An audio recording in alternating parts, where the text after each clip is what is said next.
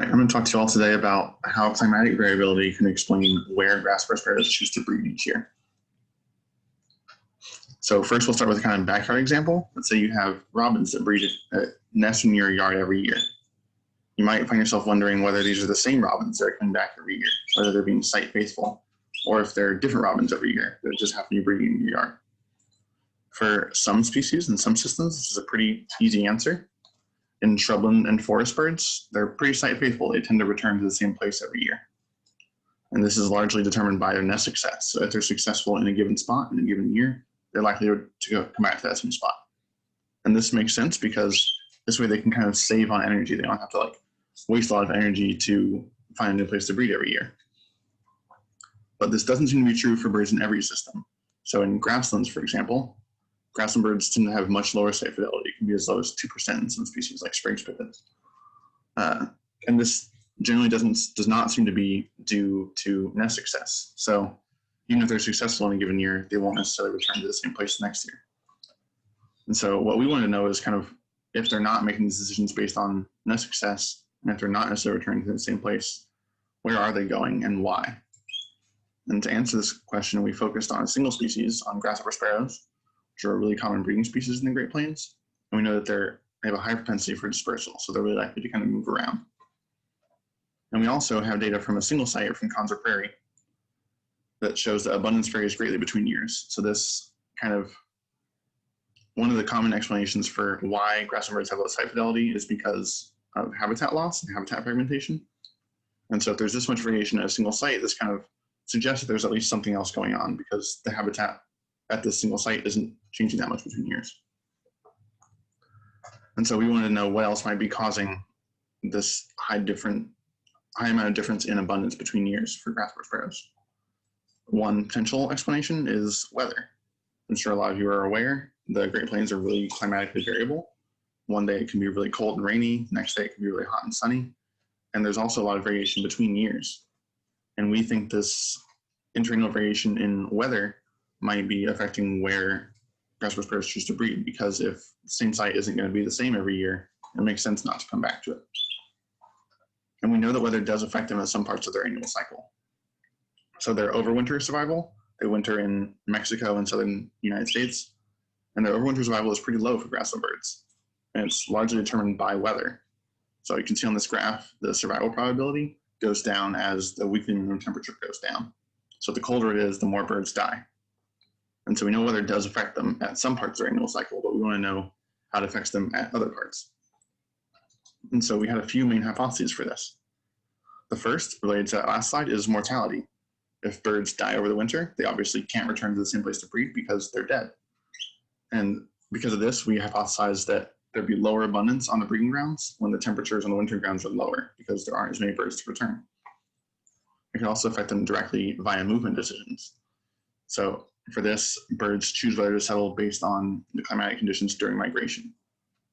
And so it might be cheaper for them to go somewhere else rather than to stay in subpar conditions. And so for this, we predicted that there'd be lower abundance when the temperatures on the breeding grounds are lower in April during migration. It could also affect birds indirectly, also through movement decisions. So for this hypothesis, birds choose whether to settle in a given spot based on the vegetation structure and the vegetation phenology, the timing of the vegetation growth. And for this, we predict that there'd be lower abundance when precipitation in the preceding year's growing season is lower, or is higher, because that would lead to more vegetation growth, or when the growing season started later, because they have more information about what conditions will be like during the breeding season. And so throughout this talk, I'll keep using these colors and these symbols to represent these three hypotheses. So we took these three hypotheses and we collected data from 2008, 2018, so for a full decade across the entire Great Plains. We collected Grasshopper Sparrow abundance data from eBird. So if you've submitted an eBird template with a Grasshopper Sparrow in it in the Great Plains in the last decade, you contributed to this project. We also collected climatic data from the National Oceanic and Atmospheric Association, and land cover data from the North American Land Change Monitoring System, which is a combination of Canadian, American, and Mexican land change monitoring systems. And once we had all this data, we summarized all this into 400 individual grid cells that are 100 square kilometers in size each across the whole Great Plains. And you can kind of see an example of what that looks like on this graph to the right. So each of those little squares is a single grid cell. And once we had all these data and all these data summarized to the same resolution, we fit models of these data, shown as additive models with a negative binomial distribution. And to see what that looks like, we'll kind of blow up a single cell, and we'll see all the different data that goes into the model for each cell. And so you can see this single cell has 100 kilometers per side. We have our response variable, which is just the abundance of grasshopper sparrows during the breeding season from May to July. We have different other variables to account for potential bias in eBird data. So for example, we have the proportion of developed land, because we know eBird checklists are more common in places that are more developed, near cities or near roads. We also include the number of eBird checklists submitted in that cell. So this is kind of to get at the popularity of a given spot, because more birders will be birding and potentially reporting sparrows in places that are more popular. We also included the number of hotspots with more than 10 observations. And again, this is to get at the idea of popularity. So birds might be drawn to hotspots that are really popular. We also include the number of observers. This is kind of another measure of how popular a place is. So places with more observers will have more checklists and potentially see more sparrows, whether there are actually more or not. And lastly, we include spatial autocorrelations. This is basically the idea that if one cell has a lot of sparrows, it's likely that the ones around it will too.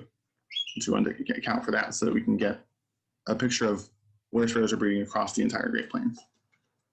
And then lastly, we had our main predictor variables. So these are kind of the variables that we're using to determine which of those hypotheses is correct. So with our kind of direct mortality hypothesis, we included the mean and minimum temperature on the wintering grounds from December to February over the winter. For the direct through movement decisions hypothesis, we include the mean and minimum temperature in April on the breeding grounds. And then for the indirect via movement hypothesis, we included the total precipitation over the previous year's growing season from May to September, and the start date of the growing season in the current year as via the date of the last frost. That's kind of when plants start growing. And so we have three main models to determine which one of these hypotheses seems to be driving where birds are breeding. And once we fit those models and determine the top model using AIC, we found that our top model suggests that the start date of the growing season and the previous year's precipitation had the strongest effect on where grasshopper sparrows breed. And so this suggests that weather's strongest effects are indirect and likely through vegetation. So birds aren't necessarily selecting a place based on the weather conditions there. They're selecting based on vegetation, which is then influenced by weather. And interestingly, this means that last year's weather is actually the strongest predictor. So they're not choosing based on conditions while they're migrating. They're choosing based on conditions from the previous year. So there's these lag effects. And so I have this graph. I'll try and explain it really fast. The x-axis is the start date of the growing season. The y is the amount of precipitation in the preceding year. And the color is the expected relative abundance of grasshopper sparrows. So the redder a spot on this graph is, the more sparrows are likely to breed in a given place, and the bluer, the fewer. So you can kind of see there's this little sweet spot here where sparrows tend to prefer sites where the start of the growing season is before March and where last year's precipitation was lower. And so to kind of summarize all this, last year's weather is the best predictor of where birds choose to breed. And these changes in local abundance are more likely to be driven by movement than by mortality. So it's not that birds are dying and can't come back, it's that they're deciding not to come back. And it also means that weather does influence where birds choose to breed, which is cool. It's not just habitat loss or fragmentation. There does seem to be an effect of weather. And interestingly, lag effects seem to be stronger than conditions when these birds are arriving. So even if conditions when they arrive don't seem great, that doesn't matter. What matters is what the conditions were like the year before. And maybe wondering why, who cares? Why does all this matter? Grassland birds are declining more than birds of any other habitat group. You can see in this graph, over half of all grassland birds have been lost since 1970, as opposed to like 30 to 10% for other habitat groups. And understanding where these birds go and where they breed and why will help us with conservation, because we'll know where the best places to conserve are and what will predict where birds will be. And with that, if you have any questions, I guess post them in the comments below. And I want to thank all my lab mates and all the sparrows that gave me some data. Thank you.